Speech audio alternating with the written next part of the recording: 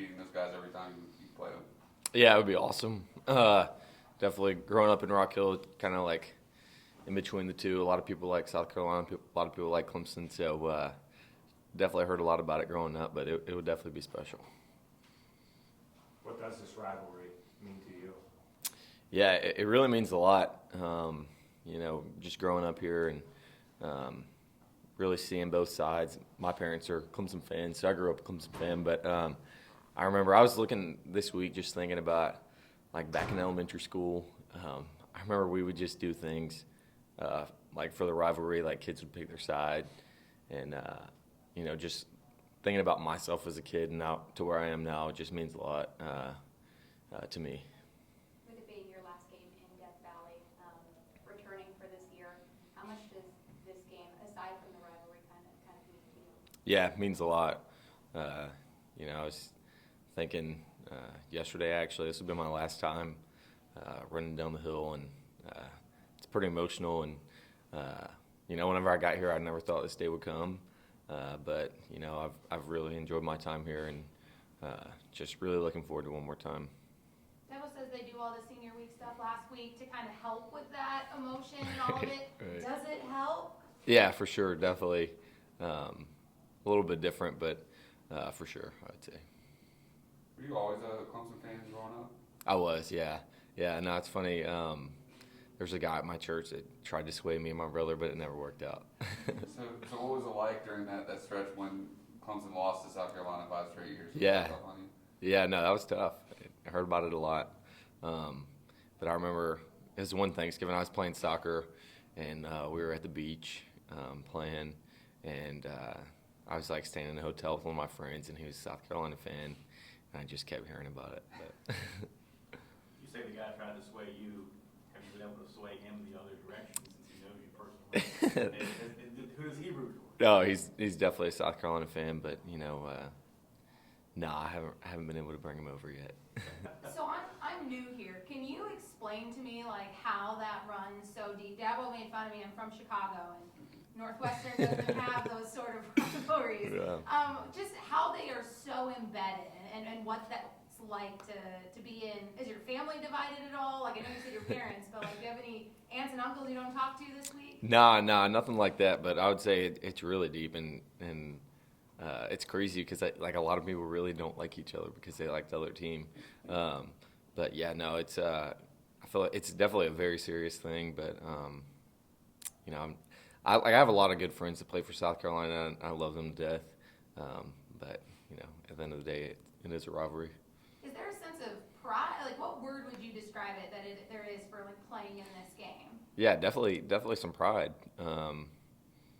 Like as a fan, the whole year you're talking, and then finally the week comes, and I would say there's definitely some pride on the line.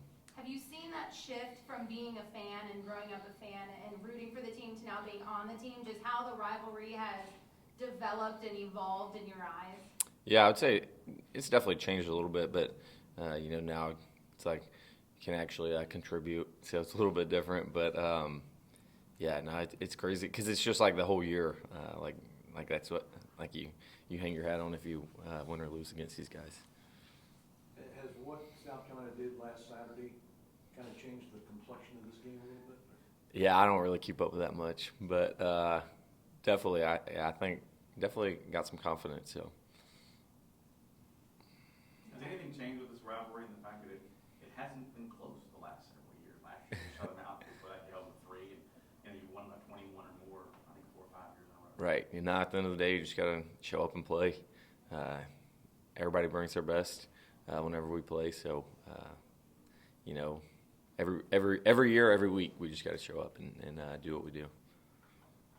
How emotional was it for you on senior day, running down the hill, individually the way you did, and do you think it will be more or less emotional for your last time?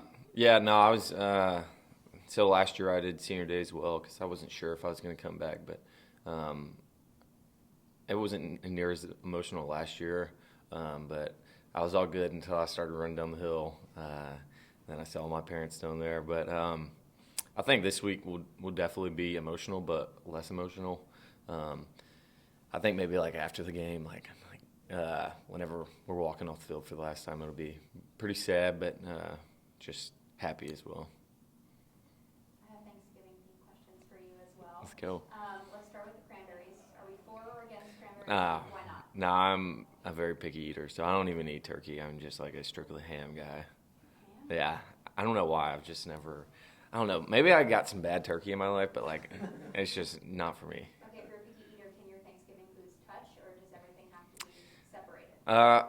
I would say if you asked me that a couple years ago, I'd say no touching, but now it's a little bit different. But yeah, I mean, really, like all I get is macaroni and ham. So That's your whole Thanksgiving? yeah, maybe some bread, but Do you have dessert? nah, not really, not really.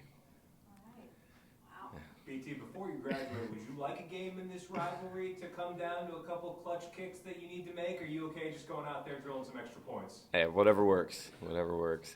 I'd be happy either way. You've made 17 of 19, I think, this season, field goals. Something like that. Do you remember the 17 you made, or did the two you missed stand out more? No, I would say there's definitely some along the way that I remember more than others, but definitely the one last week when it was short. That one will stick with me for a long time. Not in a bad way, but just like I always want to have that one back. It was like 57 yards, wasn't it? Yeah, I think it was 59. 59 All yards. It's okay to do. right. Is your mindset, or not your mindset, but your mentality, or just your routine going into kicks changed over the years? Definitely so. Like as you mature, your process and your brain really change. So Coach Swinney says that your maturity has to match your talent. And as I've matured more, I feel like that's helped me become a better kicker. And so definitely having a better mindset whenever I go out there. And it's like you're going out there to make the kick instead of to not miss the kick. It must make you feel good that Dabo even trotted you out there to attempt the 59, right? Oh yeah. He asked me if I wanted it, and I said, heck yeah, let's do it. Is there a kick in your career that stands out as maybe the one that you'll look back on with the fondest memory here? Yeah. There's a couple, but the one I would say that kind of like meant the most to me was my sophomore year. I had a bad game, and then I actually got benched, and then the next week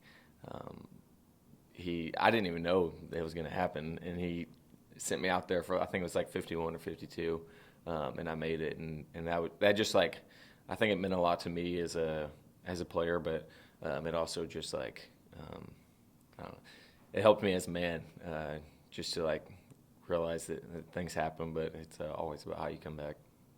Will and Drew Swinney as holders.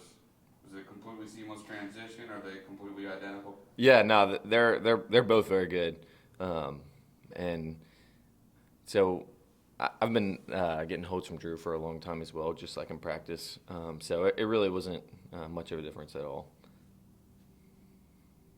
Any questions for BT from Zoom? BT, I was wondering, how has your life changed since being a Clemson Tiger?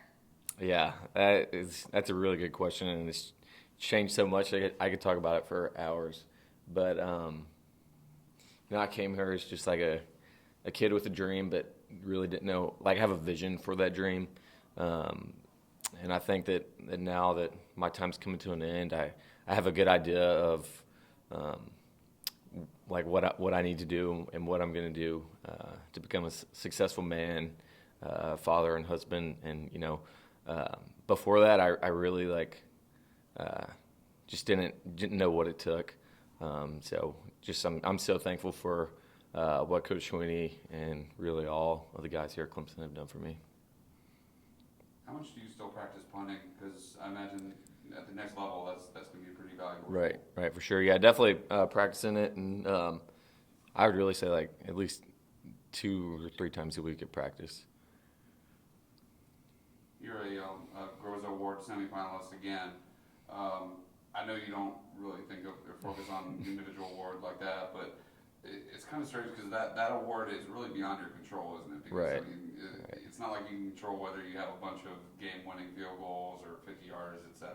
Right, for sure. So, yeah, I think it's I don't really focus on it too much because some years, like in the past, I've seen some of my friends and other guys have like unbelievable stats, and you know it really doesn't matter.